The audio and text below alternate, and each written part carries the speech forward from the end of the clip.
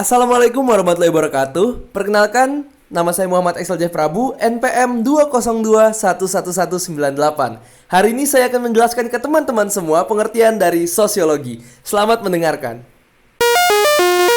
Sosiologi merupakan gabungan dua kata dari bahasa Latin dan Yunani, yakni socius yang berarti kawan dalam bahasa Latin, sedangkan logos yang bermakna ilmu pengetahuan dalam bahasa Yunani. Jadi, secara harfiah, sosiologi merupakan ilmu pengetahuan yang mempelajari pada perilaku manusia dalam bermasyarakat. Istilah sosiologi sendiri pertama kali diperkenalkan pada tahun 1838 oleh Auguste Comte dalam bukunya yang berjudul Course di Filosofi Positif. Pengertian sosiologi dan teori-teori dasarnya dari para ahli. Sosiologi merupakan gabungan dari dua kata, yaitu dari bahasa Latin dan Yunani, yakni socius yang berarti kawan dalam bahasa Latin, sedangkan logos yang bermakna ilmu pengetahuan dalam bahasa Yunani. Jadi, secara harfiah, sosiologi merupakan ilmu pengetahuan yang mempelajari pada perilaku manusia dalam bermasyarakat. Berkat kontribusi terhadap sosiologi, banyak filsuf asal Prancis yang dinobatkan sebagai the father of sociology.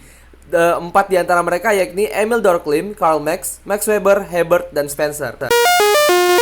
Pengertian sosiologi menurut para ahli. Auguste Comte, sebagai pencetus konsep sosiologi, Comte mendefinisikan sosiologi sebagai ilmu yang positif, yang artinya sosiologi bekerja mempelajari gejala-gejala sosial dalam masyarakat berdasarkan pada logika, rasional, dan ilmiah.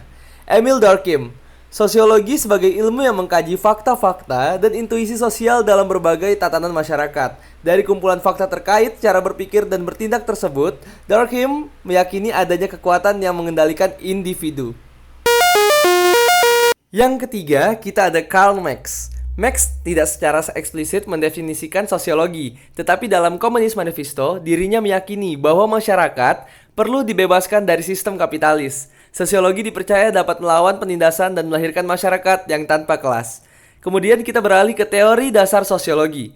Teori fungsional struktural muncul dari sosok Emile Durkheim yang mengimajinasikan masyarakat sebagai suatu organisme yang tersusun dari berbagai komponen dan saling mempengaruhi untuk dapat terus berfungsi. Teori fungsionalisme mengajarkan bahwa masyarakat terdiri dari sistem yang tersusun secara struktural dengan perannya masing-masing sehingga hasil dari berjalannya sistem secara keseluruhan dapat menciptakan tatanan dan stabilitas sosial.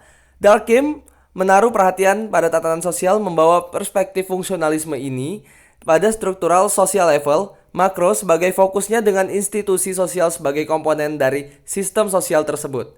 Dalam kacamata teori ini, lembaga sosial akan bertahan ketika fungsinya dijalankan dengan baik. Ketika terjadi malfungsi, maka perlahan lembaga sosial ini akan perlahan menghilang. Antar institusi sosial ini pun harus terjalin kerjasama yang baik. Jika tidak, sistem sosial akan kacau. Institusi sosial yang dimaksud di sini ialah keluarga, pendidikan, pemerintah, ekonomi, agama, media, dan lain-lain. Kemudian kita ada teori konflik. Teori yang digagas Marx ini berasumsi pada perbedaan kepentingan antar kelas yang dapat menghasilkan relasi sosial yang bersifat konfliktual.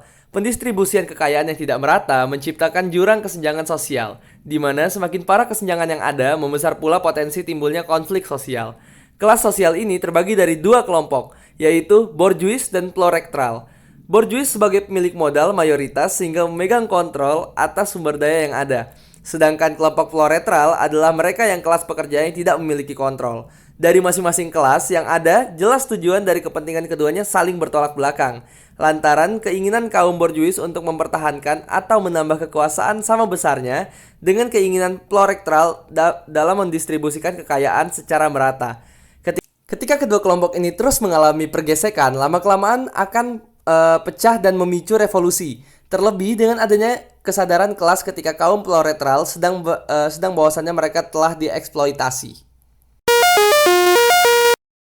Yang terakhir, kita ada teori interaksionisme simbolik, lahir dari perpaduan pemikiran antara Herbert Blumer, George Herbert, Mead, dan Max Weber. Teori ini menganalisa masyarakat berdasarkan makna subjektif yang diciptakan oleh individu dalam proses interaksi sosial. Interaksionisme simbolik mengasumsikan landasan individu yang bertindak cenderung pada hal yang diyakini bukan secara objektif benar. Keyakinan terhadap suatu hal inilah yang dinamakan sebagai produk konstruksi sosial yang telah dipresentasikan. Hal interpretasi tersebut merupakan definisi situasi. Dengan basis analisisnya adalah aspek individu, maka teori ini tergolong dalam teori mikrososiologi. Konsep dan teori interaksionisme simbolik ini juga memiliki tendensi dengan urusan identitas seseorang. Terima kasih.